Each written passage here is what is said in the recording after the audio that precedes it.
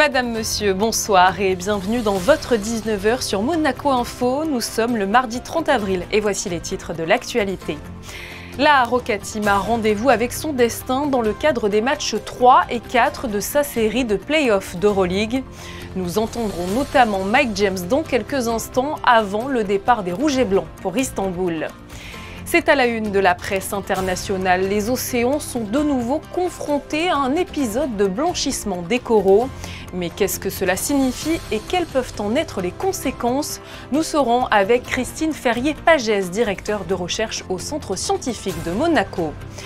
Nous vous proposerons de découvrir également dans ce journal la nouvelle édition de Top Marque, considérée comme l'un des salons automobiles les plus exclusifs du monde.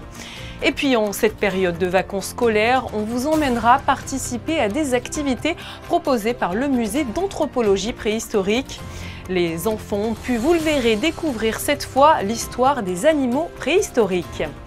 L'une de nos équipes vous dévoilera les répétitions de la pièce qui se produira au Théâtre des Variétés les 16 et 17 mai prochains. Drôle et moderne, elle s'intitule « Silence, on tourne ». Et pour finir, nous aurons le plaisir de rencontrer le directeur du meeting Hercules. Notre invité Jean-Pierre Chebel reviendra sur l'importance capitale de la compétition d'athlétisme monégasque en vue des Jeux Olympiques de Paris. Mais nous débutons cette édition avec ces images des tout nouveaux appartements du projet Grand Ida terminés. Alors qu'ils ont été attribués et que les clés seront bientôt remises aux futurs occupants, des membres du gouvernement et une délégation du Conseil national ont procédé à une visite des hébergements. Pour rappel, l'opération Grand Ida prend place dans le quartier Platy et se composera de logements domaniaux et privés, d'un parc de stationnement, d'une crèche, d'un foyer de vie, de bureaux et de commerce. Après deux premiers matchs de très haut niveau et très serrés, Monaco et Fenerbahçe se retrouvent cette semaine à Istanbul pour les matchs 3 et 4 de leur série de play-off d'Euroleague. Avec une victoire de chaque côté, cette troisième rencontre est cruciale. Une défaite mettrait les perdants dos au mur pour le match 4. Une situation que les deux équipes connaissent très bien puisqu'elles l'ont déjà vécue l'an passé. Écoutez Sacha Obradovic et Mam Jaite, c'était ce matin juste avant leur départ pour la Turquie. Ils sont au micro de Yannick Debever. C'est une série totalement imprévisible. Les deux équipes ont clairement je pense, autant de chances de gagner l'une que l'autre. Donc ça se joue à rien. Je pense que le talent il est énorme des deux côtés. Du coup c'est vraiment une question de... Je pense que ça se joue vraiment sur l'engagement, sur les détails, sur la bataille du rebond par exemple. Enfin, c'est des détails physiques et d'engagement qui vont surtout faire basculer la série sur une équipe ou d'une autre. The taste, of blood, I would say, so who feels, faster blood, like he will take it, like I'm sure about this. So expecting very strong start, physical, with all dirtiness, with support of, like these fans who are maybe one of the best, like in Europe. And we have to be controlling this, our emotions, not reacting on any kind of provocations. It's easy to say, but it's not easy to play in this kind of atmosphere. We have to, comparing with these last two games, be more consistent in what we are doing, both and defensively and offensively. And I'm expecting a part, good start. That we don't lose the third quarter, actually this is where we kind of, fall. So consistent game, the 40 minutes, is the key, to get a chance to win. Et puis Mike James s'est également arrêté au micro des médias pour évoquer l'intensité de cette série, le duel avec son ami Nick Calates et puis le traitement spécial qui lui est réservé. Écoutez-le. I kind of need to face a team to see how they're going to go and then try to maneuver my way throughout the game based on how they're playing me. And I think in game one, I was a little bit passive, so to speak, and I think in game two I took a little bit more responsibility and took the ball a little bit at the end and I was able to organize some things and take some pressure and then able to feed some other guys. So it's just you know, it's a process trying to navigate through games and trying to stay aggressive because I know team needs me to be aggressive and be who I am, whether it's taking pressure off other guys or just being a spacer for people. So, yeah, it's just a navigation and just trying to figure it out. Basketball is exciting in general. It's, you know, just being able to play and like a chess match with the other players and coaches and figure out everything they're doing and try to scheme against it or use your talents to get through it. It's just it's the fun part about basketball is the playoffs. So you know, gotta enjoy it. Everybody's probably tuned into it because you know, I think it's one of the better series, and I think it's a lot of talent in this series, and it's been a good series so far. So I think obviously we're a younger club, so people probably picked us to lose just based off of that. But got to figure it out on the court, and hopefully we'll figure it out, and it'll come our way. When you know somebody so well, you kind of know what they can do, and I think it's like a form of respect that he just doesn't really want me to have the ball at all, at any shape of the court. So, and I believe the coach feels the same way. So I think rather than get frustrated or upset about it, I try to, you know, take it as a form of respect. Like they feel that I'm so good that I shouldn't have the ball at all. So I think he knows me well enough to feel like I have the ability to take over a game if there's a little bit of room for me to do that. So, you know, just trying to, like I said, navigate it and try to take responsibility when I can and not overuse myself or overforce anything. I respect him. He's obviously been a great EuroLeague player for a long time and one of the best the EuroLeague has ever had, if you ask me. So, you know, high respect for him, and hopefully he loses this series, but high respect for him. Et pour être tout à fait complet, le staff médical de la Roca Team n'a pas souhaité communiquer sur la disponibilité de John Brown, sorti sur blessure lors du match 2. Il faudra donc attendre le coup d'envoi donné ce mercredi à 19h45 pour savoir si le guerrier américain sera de la partie. Les récifs coralliens à travers le monde subissent un blanchissement global sans précédent, une situation qui affecte non seulement les coraux, mais aussi toutes les espèces de poissons et de crustacés qui dépendent de cet habitat. La plupart des scientifiques tirent la sonnette d'alarme et se montrent très inquiets quant à l'avenir des océans. Pour nous en parler ce soir, nous recevons Christine Ferrier-Pagès, le directeur de recherche au Centre scientifique de Monaco. Bonsoir à vous. Bonsoir. Une alerte mondiale a été lancée le 15 avril par l'Agence américaine d'observation océanique et atmosphérique et par l'Initiative internationale pour les récifs coralliens dont Monaco est membre. Est-ce que vous pouvez nous en dire plus sur sa teneur et ce qui s'est passé ces dernières semaines ? Alors, il y a des épisodes de blanchissement corallien donc, qui sont de plus en plus nombreux et qui sont dus majoritairement au réchauffement climatique et aux vagues de chaleur successives qu'on rencontre tous les ans. Et donc, les coraux, en fait, sont très sensibles à l'augmentation de température, notamment les coraux tropicaux, parce qu'ils vivent déjà à des températures qui sont à la limite, on va dire, qui sont déjà très chaudes et à la limite de ce qu'ils peuvent supporter. Et en réponse à ces vagues de chaleur, ils vont blanchir, c'est-à-dire qu'ils vont perdre les algues qui vivent en symbiose avec eux et qui leur fournissent la plupart de leur nourriture, en fait. Donc, comme ces algues sont marrons, c'est elles qui donnent la couleur au corail. Et quand les algues sont expulsées, on voit plus que les tissus transparents du corail avec le squelette blanc en dessous. Et c'est pour ça qu'on dit que les coraux blanchissent. C'est le signe d'une très forte, vous l'avez dit, perturbation de l'océan au niveau mondial. Quelles vont être concrètement les conséquences ? Globalement, les récifs coralliens vont de moins en moins bien parce que s'ils peuvent récupérer, s'il y a un épisode de blanchissement tous les 5 ans, ils peuvent récupérer et se refaire une santé, on va dire. Mais globalement, là, il y a de plus en plus d'épisodes de blanchissement. Les températures sont de plus en plus élevées pendant de plus en plus longtemps. Et il y a une dégradation générale de tous les récifs coralliens. C'est-à-dire que les coraux meurent et comme les coraux sont la base des récifs coralliens, on a une perte de toute la biodiversité de ces récifs au fur et à mesure.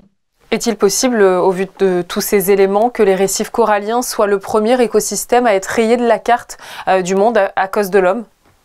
Le premier, je sais pas. Je pense qu'il y a beaucoup d'écosystèmes qui vont disparaître à cause de ce réchauffement climatique. Alors, on ne peut jamais prévoir vraiment ce qui va se passer et comment les écosystèmes réagissent à ces vagues de chaleur. Parfois, il peut y avoir une acclimatation, on va dire, plus ou moins à court terme, mais c'est vrai que là, les récifs coralliens vont être de plus en plus impactés et vont disparaître. Il n'y a pas juste que les récifs coralliens, d'ailleurs, en Méditerranée, toutes les gorgones et tout ce que l'on appelle le coralligène de méditerranéen qui est formé par les mêmes organismes, on va dire, hein, qui sont les coraux et les gorgones, sont en train de disparaître. Cet écosystème est en train de disparaître des 30 premiers mètres, c'est-à-dire là où la couche de surface est la plus chaude. Que faut-il faire alors pour éviter que cette catastrophe écologique ne se produise? Combattre le réchauffement climatique, mais c'est déjà un peu tard. Donc, on peut toujours faire des choses, c'est-à-dire essayer d'émettre moins de gaz carbonique, de CO2 dans l'atmosphère, de manière à limiter le réchauffement global. Il y a des autres expériences qui sont tentées sur les coraux tropicaux pour les rendre plus résistants au réchauffement climatique. Mais jusqu'à présent, ces méthodes ne sont pas complètement abouties. Donc, il nous faudrait plus de temps, mais du temps, il n'y en a pas. La Fondation Prince Albert II, l'Institut océanographique de Monaco et le Centre scientifique veulent, je crois, créer un conservatoire mondial du corail. Voilà, expliquez-nous un petit peu ce projet. Tout à fait. Donc, le but est de collecter des coraux qui sont en danger et en fait, de faire un peu comme dans les zoos qui peuvent protéger des espèces en voie de disparition. C'est la même chose, c'est collecter ces coraux, les sauvegarder dans des aquariums au niveau du monde entier et en profiter pour étudier à la fois leur biologie et pour essayer de trouver une solution génétique, on va dire, pour les modifier génétiquement afin qu'ils soient plus résistants. Alors, ça peut passer par des modifications génétiques de l'animal, mais aussi des bactéries ou des algues qui vivent en symbiose avec ces coraux. Un peu comme notre symbiote intestinale que l'on peut modifier pour nous rendre plus résistants. Merci beaucoup à vous, Christine Ferrier-Pagès, de nous avoir apporté toutes ces précisions sur le blanchissement des récifs coralliens dans le monde. Merci. C'est parti pour une nouvelle édition du salon Top Marque. Il ouvrira ses portes du 5 au 9 juin prochain. Cette exposition automobile annuelle fait partie des rendez-vous incontournables en Principauté. Une conférence de presse était organisée afin de présenter l'événement. C'était ce matin. Voyez ce reportage de Vanessa Dessy sur des images d'Alexandra Marangoni. Véritable célébration à la performance et au luxe, Top Marque revient en Principauté avec une exposition de véhicules exclusifs. Chaque année, les plus grands fabricants automobiles et designers de renom se réunissent. Pour cette 19e édition, 10 supercars seront dévoilés. C'est la première fois en 19 ans que nous avons autant de lancements sur un si petit événement à Monaco, c'est assez incroyable. Du coup, il y aura plus de 13 lancements. Il y aura la seconde édition de la vente aux enchères. Il y aura le hall classique avec chaque voiture sélectionnée pour vraiment proposer à tout le public un panel exceptionnel. Ensuite, il y aura des animations sur le salon aussi. Vraiment, le but vraiment est de fêter l'automobile en Principauté, mais aussi de pouvoir présenter toutes les dernières technologies, les voitures qui vont sur la Lune, les voitures électriques, les voitures hybrides, les motos hybrides. Et parmi les nouveautés, un jeune constructeur automobile fondé par le neveu de l'ex-pilote de F1 français Jacques Lafitte. 3 super sportives composent la gamme, une hypercar, une GT et un SUV coupé. Lafitte Automobili dévoile la LM1 produite à seulement 24 exemplaires. C'est vrai que la présence ici à Monaco est très importante. Bon, moi je vis ici, donc comme j'ai dit pendant la conférence de presse, j'ai pas eu à aller très loin pour venir ici. Mais c'est vrai qu'on a une ADN de marque très axée sur le sport automobile exclusivement, avec que des modèles. Donc la LM1 qui est notre première hypercar en est l'illustration parfaite. C'est une voiture qui est inspirée des courses d'endurance des 24 heures du Mans. Et comme je disais aussi, la deuxième sera un proto du Dakar homologué pour la route. Donc on fait vraiment toutes les catégories du sport automobile qu'on met sur la route avec des performances hors normes. La 19e édition du Salon Top Marque ouvrira ses portes le 5 juin pour sa soirée inaugurale. Il est souvent difficile de trouver des loisirs pendant les vacances scolaires, surtout lorsque le temps se montre capricieux comme ces derniers jours. Alors pour occuper vos enfants, le musée d'anthropologie préhistorique de Monaco propose de nombreux ateliers. La semaine dernière, ils ont pu participer à celui sur l'histoire des animaux préhistoriques. Un reportage d'Anaëlle Marquez et de Julien Logier. Voyager à l'époque de la préhistoire le temps d'une après-midi, voilà le but de l'atelier L'histoire des animaux préhistoriques auquel ont participé 10 petits aventuriers. Guidés par le personnel du musée d'anthropologie, ils sont partis à la recherche de la faune qui habitait notre planète il y a quelques milliers d'années. Ce qu'on leur apprend principalement, donc, ce sont les caractéristiques les plus importantes des animaux.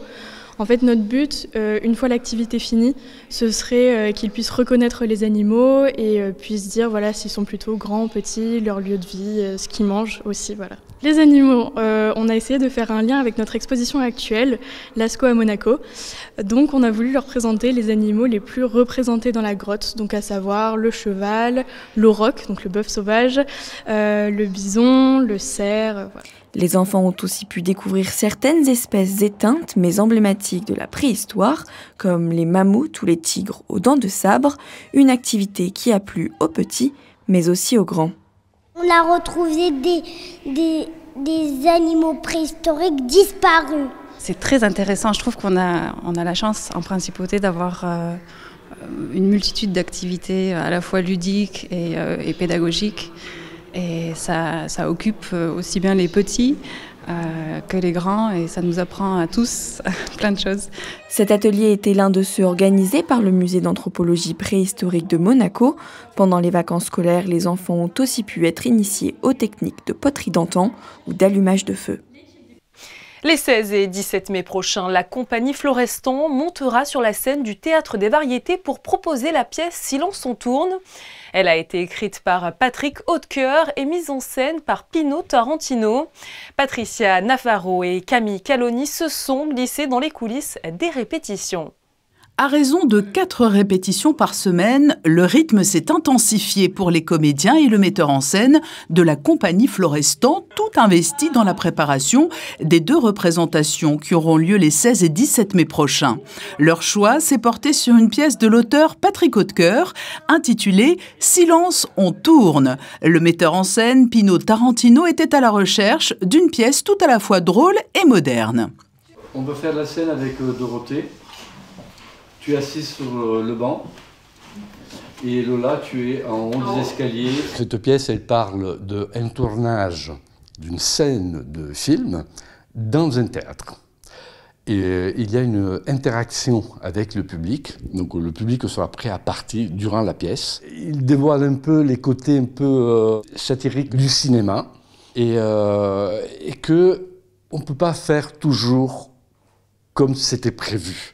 Donc il y a des aléas et des imprévus, les comédiens ils sont pas toujours à la hauteur. Le public fait donc office de figurant et les personnages se retrouvent en permanence dans des situations pleines de malentendus ou cocasses. On ne voit que moi. Tu me mets dans une foule ou à côté d'une vedette, on ne voit que moi. Je ne fais pas exprès, c'est comme ça, je rayonne. Dis donc, ça doit être drôlement handicapant. Hein. Ah tu parles, ça peut foutre une carrière en l'air. Baptista ? Oui. T'as pas vu Philippe ? Je suis là. Oh, pardon, je t'avais pas vu. Je suis un comédien un peu mythomane, on va dire, qui pense être un très grand acteur, et puis en fait, non. Je suis Rose, qui est une comédienne, une diva, qui se prend pour la meilleure comédienne du monde et qui a toujours 20 ans. Je joue le rôle d'un producteur qui a plein de facettes à son personnage. Il est joueur, gigolo. Allez. C'est bon ? Allez, silence demandé, merci. Moteur. Ça tourne. Annonce. Une étoile est morte, 24/1, première. Action. 8 comédiens au total de la compagnie sont à l'affiche de Silence on tourne. Un joli cadeau pour les spectateurs qui ne manqueront pas de rire à chaque scène les 16 et 17 mai, avant le grand projet qui anime déjà les membres de la compagnie Florestan, un spectacle unique pour célébrer les 40 ans de la compagnie. Intéressons-nous à présent à l'édition 2024 du meeting Hercules. Alors qu'il débutera le 12 juillet prochain, son positionnement juste avant les Jeux Olympiques présente l'événement comme le dernier grand entraînement des athlètes avant le rendez-vous mondial que tout le monde attend. Pour nous en parler ce soir, nous recevons Jean-Pierre Chebel, le directeur du meeting Hercules. Bonsoir. Oui, bonsoir. Une première question autour de l'organisation de ce grand événement d'athlétisme. Comment se prépare cette édition 2024 qui aura lieu dans un peu plus de 2 mois? Les préparations se passent bien, vous avez raison, c'est maintenant 2 mois, donc on est dans le compte à rebours, mais tout se passe bien, tout va bien. Son positionnement dans le calendrier juste avant les Jeux Olympiques donne une importance particulière à l'événement. Quels seront justement les enjeux de cette étape ? En effet, vous avez raison, on est avant les Jeux Olympiques de Paris. Après nous, il y aura le meeting de Londres. Avant nous, le meeting de Paris. Et juste avant, les sélections de différents pays pour justement qualifier les athlètes aux Jeux Olympiques de Paris. Donc, ce sera vraiment les derniers réglages avant cette compétition majeure. Gianmarco Tamberi, le champion du monde et olympique en titre du saut en hauteur, sera présent au stade Louis II le 12 juillet. Parlez-nous un petit peu de ces stars qui participeront à l'événement. Alors au niveau plateau, c'est vrai qu'on peut dire qu'on en est dans les balbutiements parce que la saison d'athlétisme vient à peine de commencer. Seulement 2 meetings de la Diamond League ont eu lieu. Donc je veux dire au niveau plateau d'athlètes, on commence en effet à faire notre premières invitations. Mais vous avez tout à fait raison, on voulait s'assurer, puisqu'on a là, cette année la hauteur des hommes, d'avoir la présence de l'Italien Tamberi, puisque comme vous le savez, on a un public italien qui est quand même assez important chez nous. Certains de ces athlètes vont venir chercher leur qualification pour les Jeux Olympiques à Monaco. Est-ce que les tickets auront été décrochés avant? Vous nous avez dit un petit mot tout à l'heure, mais réexpliquez-nous un petit peu comment ça va se passer. Alors pour moi, les tickets seront déjà faits puisque je dirais la clôture justement pour les Jeux Olympiques, c'est tout à fait fin juin. Donc pour moi, les tickets seront attribués. Mais par contre, c'est sûr que les athlètes, même s'ils sont qualifiés, ont besoin encore d'affiner leur préparation et donc sont friands de ces derniers meetings de préparation. Est-ce qu'on peut le dire, ça sera le vrai entraînement avant les Jeux Olympiques ? Pour moi, oui, je pense que c'est de toute façon un entraînement très important et surtout, comme je dis, c'est la possibilité de voir en 2 heures, 2 heures et quart au stade Louis II, ce qu'on verra sur Paris pendant une semaine. Donc c'est quand même un concentré, je dirais. Est-ce qu'il y aura des nouveautés pour cette édition 2024 du meeting Hercules ? Oui, on est en train de songer sur peut-être une nouveauté sur le placement du sautoir en hauteur, mais c'est qu'un détail, sinon on regardera ce qui a bien fonctionné jusqu'à présent. Justement, ça fonctionne toujours bien puisque le meeting décroche chaque année des récompenses en termes d'organisation. C'est une vraie référence désormais sur le circuit. Mais disons qu'on fait tout pour être en effet resté au plus haut niveau de la Diamond League. Je vous remercie Jean-Pierre Chebel d'avoir été présent sur Monaco Info pour aborder les grands enjeux du meeting Hercules juste avant les Jeux Olympiques. C'est moi qui vous remercie et je vous souhaite une bonne soirée. Je vous propose de retrouver Vanessa Dessy pour découvrir vos prévisions météo de ce mercredi 1er mai, férié à l'occasion de la fête du travail. Bonsoir Vanessa. Bonsoir Julia, bonsoir à tous. Un regain d'instabilité est à prévoir avec de fraîches averses durant la journée. Le thermomètre affichera 14 le matin, 18 dans l'après-midi et nous fêterons la Saint-Jérémy. On vous a dévoilé en ce début de journal des images des membres du gouvernement et du Conseil national dans les appartements du projet Grand Ida. Notre photographe Manuel Vitali vous propose son regard sur ces nouvelles structures qui vont accueillir très prochainement leurs tout premiers occupants. C'est une sorte de visite guidée. Il est l'heure pour moi de vous dire au revoir. Merci d'avoir suivi toute l'actualité de la Principauté sur Monaco Info. Je vous retrouve demain, le mercredi 1er mai, pour une nouvelle édition. Bonne soirée sur notre antenne.